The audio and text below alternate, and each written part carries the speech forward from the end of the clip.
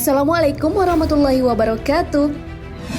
Sahabat beriman, manusia akan dikumpulkan dari generasi pertama sampai yang akhir. Tempatnya tidak lain bernama Padang Mahsyar. Tempat yang tentunya ukurannya amat besar karena mampu menampung manusia awal sampai yang terakhir. Saat itu manusia berkumpul dalam keadaan telanjang dan matahari juga berada di atas kepala. Namun ada beberapa orang yang akan selamat dari panas matahari tersebut. Siapa sajakah mereka? Simak ulasannya dalam video ini dan tonton hingga akhir. Tentunya hanya di channel Islam Populer. Tapi sebelum lanjut, jangan lupa klik subscribe, like, dan lonceng notifikasi untuk mendukung channel ini agar terus menyiarkan syiar Islam.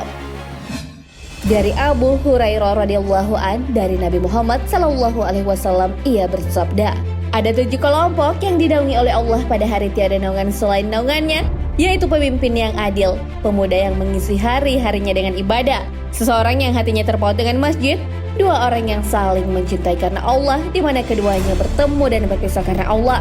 Seorang yang dibujuk berzina oleh lawan jenis yang berpangkat dan rupawan, lalu menjawab, aku takut kepada Allah. Seseorang yang bersedekah diam-diam sehingga tangan kirinya tidak mengetahui apa yang dilakukan tangan kanannya. Dan seseorang yang berzikir di kesunyian dengan menitikkan air mata. Hadis riwayat Bukhari dan Muslim. Pemimpin yang adil. Pemimpin yang adil adalah pemimpin yang diberikan amanah dan dijalankan dengan baik. Ia tidak melampaui batas dan tidak pula meremehkannya. Keadilan yang ia terapkan tidak teralihkan oleh harta dan kesenangan dunia. Dalam hadis Rasulullah tersebut, pemimpin adil menunjukkan betapa pentingnya keadilan imam atau pemimpin. Hal ini menandai nilai kehadirannya di tengah masyarakat berurusan dengan kepentingan orang banyak, terutama bagi pihak yang terpinggirkan. Mengenai pemimpin adil ini sudah disebutkan dalam kitab Ibanatul Ahkam Syarah Bulughul Maram. Allah mengawali 7 kelompok dengan menyebut orang yang adil terlebih dahulu karena kehidupannya itu menyangkut dirinya dan nasib orang banyak. Pemerintah yang adil ini adalah ia yang mematahkan duri orang-orang zalim dan pelaku kriminal. Ia adalah sandaran kaum du'afa dan orang-orang miskin. Dengan kehadiran pemerintah yang adil, urusan publik terselesaikan sehingga mereka merasa aman dan terjamin jiwa, harta, dan nama baiknya. Imam atau pemimpin bukan hanya diterjemahkan sebagai pemerintah, tapi juga bisa seorang suami, seorang istri, seorang ayah, seorang ibu, seorang anak, seorang guru, seorang murid, seorang kepala bagian, atau seorang komandan yang mengemban kewajiban tertentu.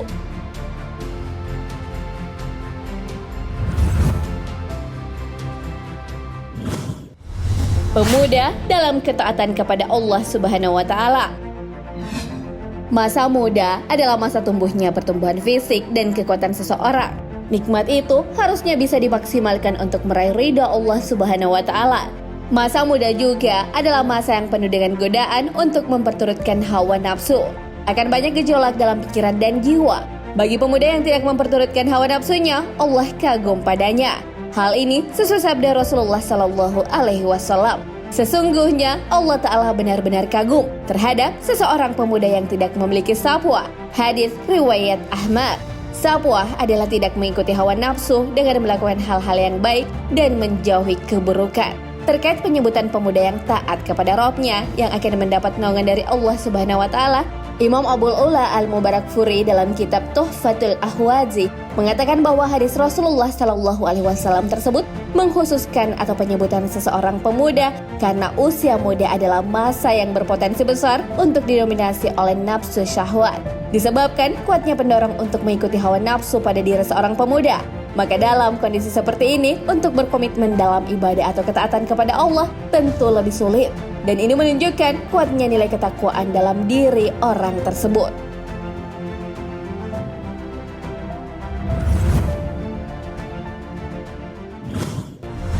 Orang yang hatinya selalu terpaut dengan masjid. Hal ini menunjukkan kecintaan seseorang untuk sholat dan berzikir kepada Allah Subhanahu wa Ta'ala. Orang yang senantiasa hatinya terkait dengan masjid didapat dengan menuntun jiwanya menuju ketaatan kepada Allah Subhanahu wa Ta'ala. Allah memuji orang-orang yang memuliakan masjid. Hal ini sesuai firman-Nya. Bertasbih kepada Allah di masjid-masjid yang telah diperintahkan untuk dimuliakan dan disebut namanya di dalamnya pada waktu pagi dan waktu petang. Lalu, laki-laki yang tidak dilalaikan oleh perniagaan dan tidak pula oleh jual beli dari mengingat Allah, dan dari mendirikan sembahyang, dan dari membayarkan zakat. Mereka takut kepada suatu hari yang di hari itu hati dan penglihatan menjadi goncang. Mereka mengerjakan yang demikian itu supaya Allah memberikan balasan kepada mereka dengan balasan yang lebih baik dari apa yang telah mereka kerjakan, dan supaya Allah menambah karunia-Nya kepada mereka. Dan Allah memberi rezeki kepada siapa yang dikehendakinya tanpa batas. Al-Quran Surah An-Nur ayat 36 hingga 38.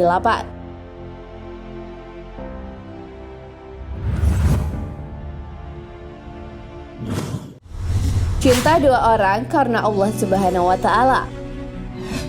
Salah satu orang yang akan mendapat naungan dari Allah Subhanahu wa Ta'ala di hari kiamat adalah dua orang yang mencintai karena Allah Subhanahu wa Ta'ala. Mereka tidak bertemu dan tidak berpisah melainkan karena Allah Subhanahu wa Ta'ala. Mereka tahu bahwa orang-orang yang saling mencintai karena Allah akan mendapatkan kecintaan pula dari Rabb-Nya. Bagi orang-orang yang seperti ini, ia akan dimuliakan oleh Allah Subhanahu wa Ta'ala. Dari Abi Amanah radhiyallahu an, Rasulullah sallallahu alaihi wasallam bersabda, "Tidaklah seorang hamba mencintai hamba yang lain karena Allah, kecuali ia akan dimuliakan oleh Allah Ta'ala." Hadis riwayat Ahmad. Para ulama menjelaskan bahwa orang yang dimuliakan akan dimudahkan mencapai kesempurnaan iman, mendapatkan ilmu yang bermanfaat, istiqamah dalam beramal soleh, dan berbagai kebaikan lainnya.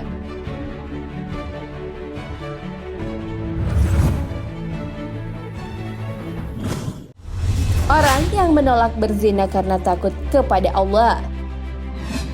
Golongan kelima yang mendapat naungan Allah Subhanahu wa Ta'ala di padang mahsyar adalah seorang laki-laki yang diajak berzina oleh seorang wanita yang mempunyai kedudukan lagi cantik. Lalu ia berkata, "Aku benar-benar takut kepada Allah." Pada poin ini kita akan teringat kisah Nabi Yusuf alaihissalam dengan permaisuri Raja Mesir yang menggodanya. Namun karena adanya pertolongan dan perlindungan dari Allah Subhanahu wa Ta'ala, Nabi Yusuf terhindar dari hal tercela tersebut.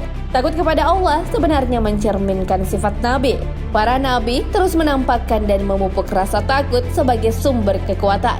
Mengenai hal ini Allah berfirman, "Sesungguhnya mereka adalah orang-orang yang selalu bersegera dalam mengerjakan perbuatan-perbuatan yang baik, dan mereka berdoa kepada Kami dengan harap dan takut, dan mereka adalah orang-orang yang khusyuk kepada Kami." Al-Quran Surah Al-Anbiya ayat 90.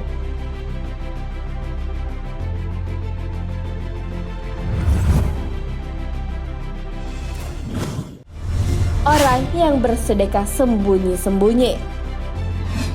Orang yang bersedekah secara sembunyi-sembunyi adalah ciri sedekah yang ikhlas karena ia tak mau ada orang yang tahu. Orang yang seperti ini akan jauh dari sifat riya. Siapa yang bersedekah akan dinaungi oleh sedekahnya sendiri di hari kiamat. Hal ini sesuai dengan hadis Nabi Muhammad Sallallahu Alaihi Wasallam. Sesungguhnya naungan seorang mukmin pada hari kiamat adalah sedekahnya. Hadis riwayat Ahmad.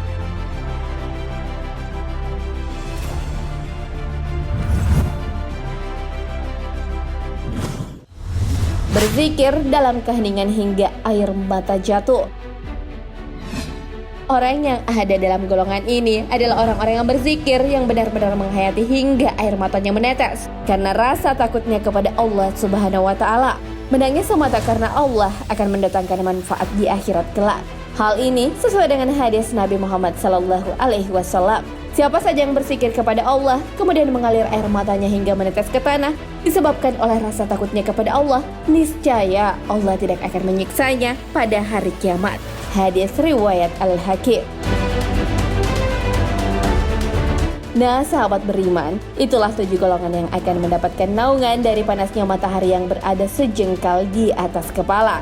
Semoga Allah menjadikan kita sebagai salah satu dari golongan tersebut dan dinaungi oleh Allah Subhanahu wa Ta'ala. Di padang mahsyar nanti keringat akan membasahi jika tak ada naungan dari Allah Subhanahu wa Ta'ala. Hal ini sesuai hadis Nabi diriwayatkan dari Abu Hurairah radhiyallahu an. Rasulullah sallallahu alaihi wasallam bersabda, "Pada hari kiamat nanti, manusia akan mengeluarkan keringat hingga keringat tersebut mengalir di bumi padang mahsyar sehingga 70 hasta, dan keringat tersebut mengekang membenamkan mereka hingga mencapai telinga mereka." Hadis riwayat Bukhari dan Muslim. Wallahu a'lam bishawab. Sahabat beriman, jangan lupa berbagi informasi dengan share video ini, karena sebaik-baik manusia adalah yang paling bermanfaat bagi manusia. Wassalamualaikum warahmatullahi wabarakatuh.